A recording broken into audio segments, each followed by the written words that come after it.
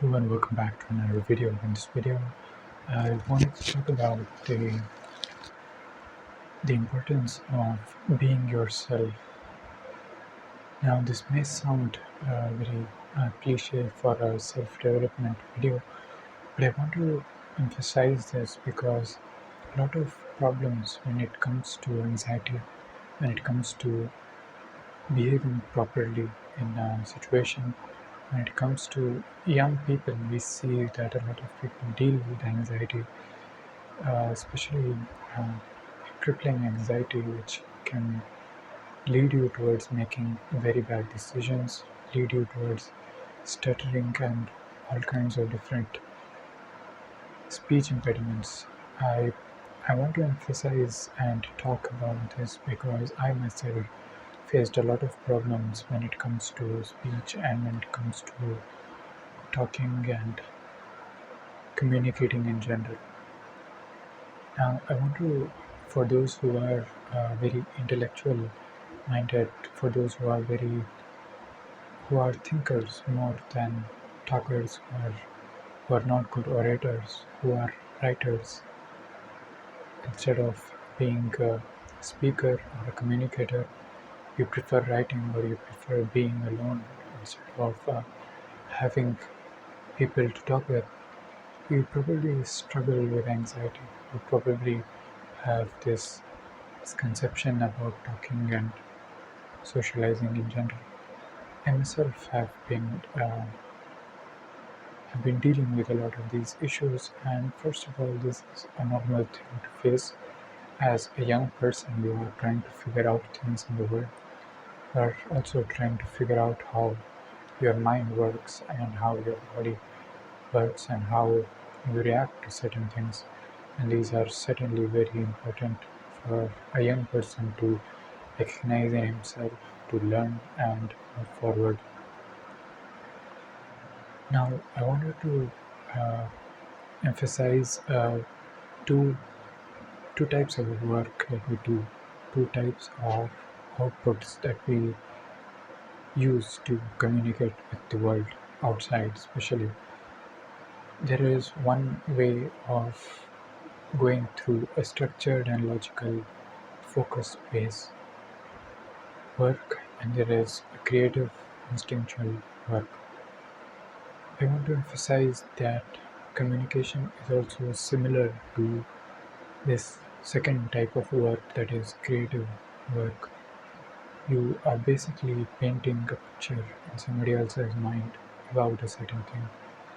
And this is a creative work. It is not a logical, structural process that you have to somehow be ready with and present as soon as the moment arises. You need not memorize anything.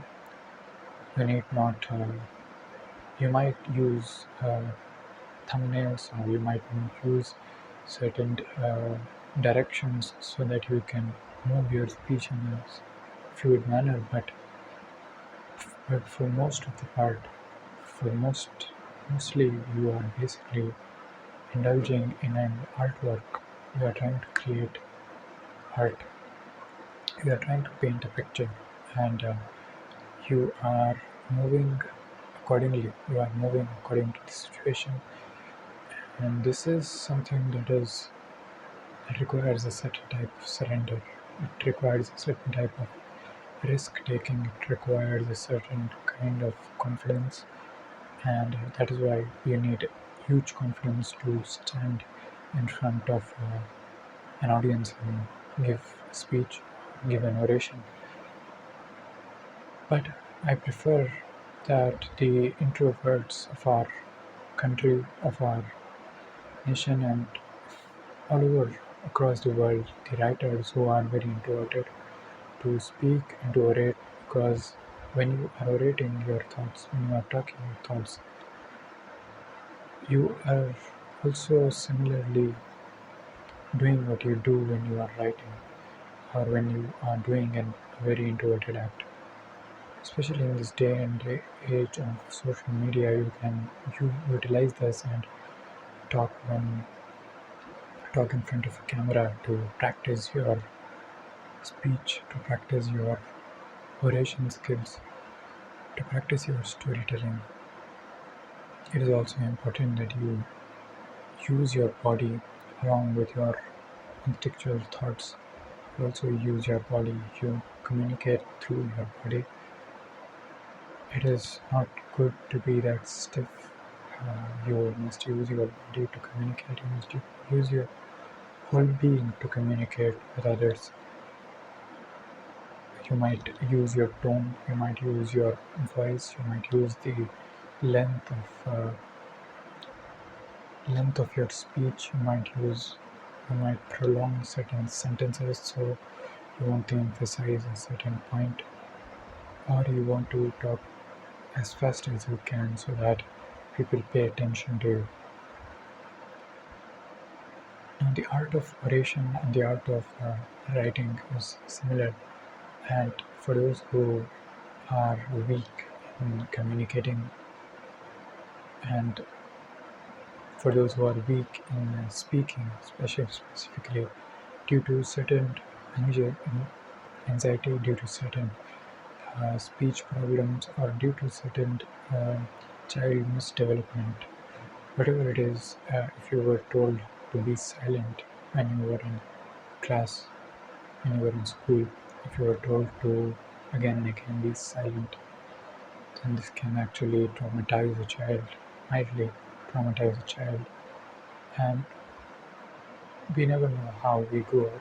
We never know who is watching this video, whoever it is, somebody in Japan or somebody in the United States or somebody from Russia who has gone through a different education system, who has gone through a completely different background of studies, whoever he is, one thing that you must understand, that there are certain things that mold you in your childhood, and through questioning yourself, through delving deep into yourself, you can try to understand the childhood patterns. And you can try to understand and uncover your childhood patterns, look at where you weren't developed, and move forward and develop yourself in that direction.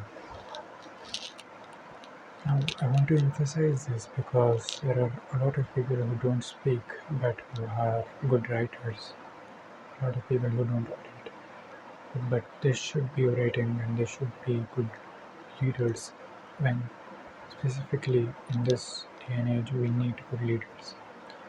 See, especially in my country, in India, where I am from, I see a lot of leaders who aren't even eligible to be leaders going into positions in parliaments, in bureaucracies where they shouldn't even be. In fact, a lot of criminals are now in the parliament trying to manipulate the laws, are basically in charge of a lot of things that govern our city, that govern our state, and govern our central government.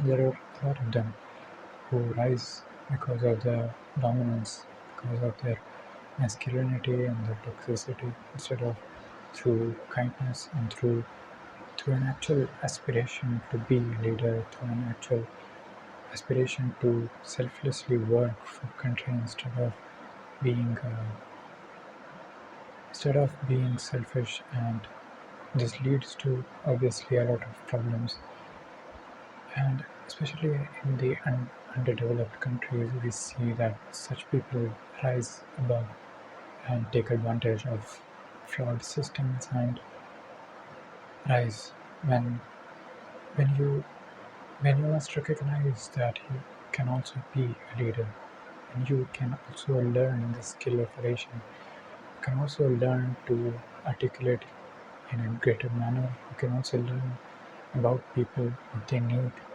and you can help them genuinely. If you have a good heart, if you have a pure heart, then you can and you should be in political systems wherever you are. I talk about this because there is a need for this. There is a need for good leaders. There is a need that writers and artists be in the political domain because artists and writers have a unique perspective on life. They know the value of creative work. They know and have gone through instinctual work that is connected to the nature. Your instincts are much more connected to the nature than your mind and your education system or your values. Your instincts are connected to nature, connected to earth. If you feel sad for a person who is dying across the world, across the globe, your instincts are working properly. If you do not feel sad, if you feel as if you are calculating your monetary expenses, you are calculating your, if you feel as if you are calculating your trade benefits or your economic growth when people are dying in masses, then you are too intellectually oriented. You are too profit oriented. You are not fit to be a politician. You are not fit to be a leader, and you certainly cannot make decisions in a parliament and pass or have the power to have pass bills and laws for the bureaucracy. Now, certainly, artists and writers are more connected to instincts. They are capable of thinking in a deeper manner. They are capable of understanding the feelings of people. They are capable of knowing that life is mostly irrational. Life is mostly uncertain. Life is mostly feeling based and emotion based rather than logically oriented. People are feeling based. People are emotional. When you go into a job interview, you must know that you are interacting with humans. You must know that you are interacting with people who are capable of feeling things. And in this day and age of Western philosophies ruling over the country, ruling over the whole nation, where people are trying to adopt Western thought systems, move towards progress, and move towards technological progress and towards philosophical progress, which is more aimed towards economic growth, towards material growth. We are moving away from our feelings, from what it means to be human beings. This is an important point in our lives when we move inwards, when we look inwards and see that we are all human beings, that we require connection. We do not require economic growth. We do not require economic growth in exchange for soil degradation and in exchange for pollution. It is already too late. We are trying to bend the curve. We are trying to somehow make us sustainable, but it is already too late. We have damaged our planet so much that the maximum effort we can put is towards simply bending the curve of going towards maybe the end of the world. But putting the pessimistic remarks aside, it is important to recognize our traditions and values. It is important to recognize the wisdom behind our Indian philosophies towards our Eastern philosophies, which emphasized that happiness is found inside, not through these material advances that we so so thirstily yearn for. Happiness resides inside. It resides in a spiritual movement. It resides not in an intellectual movement, but in a spiritual movement forward, in connecting to our feelings, connecting to brotherhood, and connecting to humanity again. Happiness, Happiness is something that you must be able to give in order to receive. If you watch a person become happy for, for your actions, and you see him, you interacting with him, and you feel the bubble inside his body, you feel the bubble of joy and pride inside his body, when you give this happiness to him or her, that is where happiness resides. It does not reside in acquiring crores of money. It does not require. It does not reside in having properties that you are so thirstily and greedily after. So thank you for watching this video. All I want to do through this video is to point out the difference between the instinctual creative work and the more logical, structured and focused work, and the balance between them.